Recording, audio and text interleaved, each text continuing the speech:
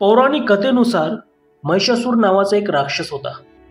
तपश्चर्या करून त्याला ब्रह्मदेवाकडून अमरत्वाचे वरदान मिळाले होते. त्यामुळे तो देवतांना त्रास देऊ लागला. त्याने पृथ्वी आणि स्वर्गात अत्याचार करायला सुरुवात केली. महिषासुराच्या अत्याचारापासून मुक्त होण्यासाठी देवी देवतांनी भगवान शिव, भगवान ब्रह्मा आणि भगवान विष्णू यांची प्रार्थना केली. यानंतर देवतांनी त्यांच्या सर्व शक्ती एकत्र केल्या आणि माता दुर्गा प्रगट केली आणि तिला सर्वोत्तम शस्त्रे दिली. यानंतर माता दुर्गेचा सामना महिषासुराशी झाला. या दोघांमधील युद्ध 9 दिवस चालले आणि त्यानंतर 10व्या दिवशी माता दुर्गेने महिषासुराचा वध केला. देवी देवतांना महिषासुराच्या अत्याचारापासून मुक्त केले. या 9 दिवसांत विशेष पूजा करून देवी देवतांनी देवी दुर्गाला शक्ती प्रदान केली अशी धार्मिक श्रद्धा आहे. तेव्हापासून नवरात्रीची सुरुवात झाली असे मानले जाते. दुर्गा आणि राक्षस महिषासूर यांच्यात झालेल्या प्रमुख युद्धाशी संबंधित हा सण आहे. यावेळी वाईटावर चांगल्याचा विजय साजरा केला जातो. हे 9 दिवस देवी दुर्गा आणि तिच्या 9 अवतारांना नवदुर्गाला समर्पित आहे. प्रत्येक दिवस देवीच्या अवताराशी संबंधित आहे. पहिला दिवस देवी शैलपुत्री. प्रतिपदा म्हणून ओळखला जाणारा हा दिवस शैलपुत्री या पार्वतीच्या अवताराशी संबंधित आहे. या रूपातच दुर्गा शिवाची पत्नी म्हणून पूजली जाते. ही देवी उजव्या हातात त्रिशूळ आणि डाव्या हातात कमळ घेऊन बैल नंदीवर स्वार होत असल्याचे चित्रित केले आहे. शैलपुत्री हा महाकालीचा प्रत्यक्ष अवतार मानला जातो. या दिवसाचा रंग पिवळा, जो कृती आणि उत्साह दर्शवितो. ही देवी सतीचा पुनर्जन्म मानली जाते आणि तिला हेमावती म्हणून देखील ओळखले जाते. दुसरा दिवस देवी ब्रह्मचारिणी. दुसऱ्या दिवशी पार्वतीचा आणखी एक अवतार असलेल्या देवी ब्रह्मचारिणीची पूजा केली जाते. या रूपात पार्वती योगिनी बनली होती. हा तिचा अविवाहित अवतार आहे. देवी ब्रह्मचारिणीची पूजा मुक्ती किंवा मोक्ष तसेच शांती आणि समृद्धीसाठी केली जाते. अनवाणी पायाने चालणारी आणि हातात जपमाला आणि कमंडला धरणारी ही देवी आनंद आणि शांततेचे प्रतीक आहे. हिरवा या दिवसाचा रंग आहे. तिसरा दिवस देवी चंद्रघंटा. तिसऱ्या दिवशी चंद्रघंटा देवीची पूजा केली जाते. शिवाशी लग्न केल्यानंतर पार्वतीने तिच्या कपाळाला अर्धचंद्राने सजवले होते, म्हणून हे नाव तिला देण्यात आले. ती सौंदर्याची मूर्ती आहे आणि शौर्याचे प्रतीक आहे. राखाडी हा तिसऱ्या दिवसाचा रंग आहे, जो एक चैतन्यशील रंग आहे.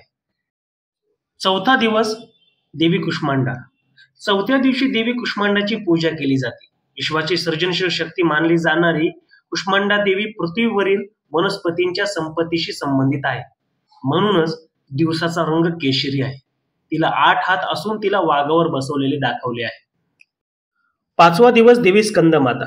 स्कंदमाता ही 5व्या दिवशी पूजली जाणारी देवी आहे. स्कंदमाता ही कार्तिकीची आई सुद्धा आहे. पांढरा रंग आईच्या बदलत्या शक्तीचे प्रतीक आहे.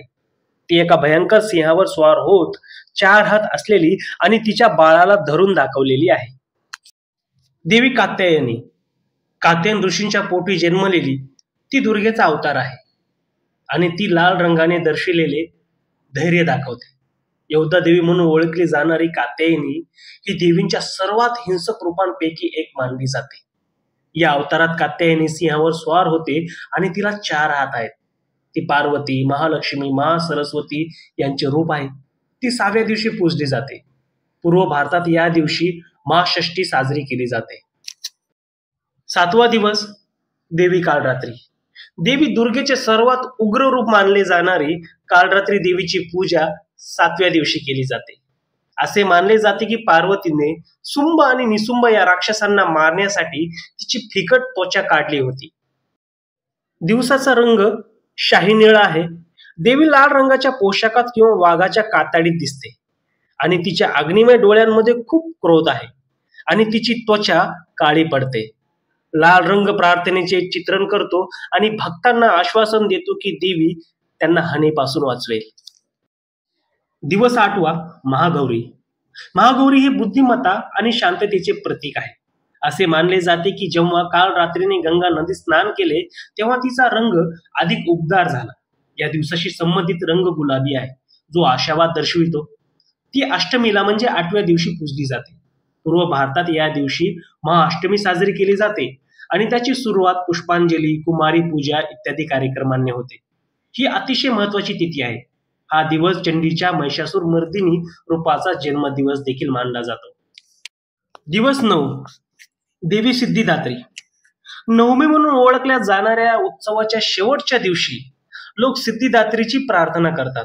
कमळावर बसलेल्या या देवीकडे सर्व प्रकारच्या सिद्धी आहेत असे मानले जाते. देवीला 4 हात आहेत आणि तिला महालक्ष्मी म्हणून देखील ओळखले जाते. या दिवसाचा रंग जांभळा निसर्गाच्या सौंदर्याची प्रशंसा करतो.